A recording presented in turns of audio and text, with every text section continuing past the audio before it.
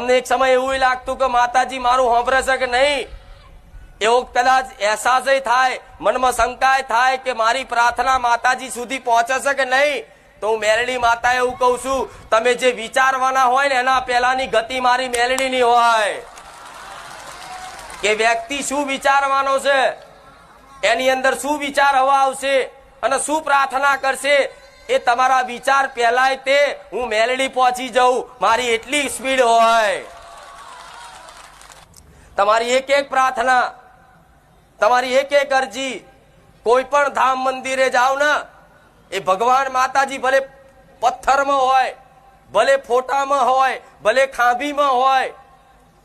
કે પછી દુનિયાના છેડામાં આંખો બંધ કરીને પ્રાર્થના કરી હોય, ભાવથી કરી હોય કે ભાવ વગર કરી હોય, પણ તમે એક વખત દિલથી કદાચ હાથ જોડી અને દેવી શક્તિ કે ભગવાનની આગળ પ્રાર્થના કરી હોય ને, તો એ આ પવન વેગે, આ વાયુ વેગે, આ પ્રાર્થના તમારી આકાશ સુધી છેક મારા ભગવાનના દરબાર સુધી પહોંચે ને.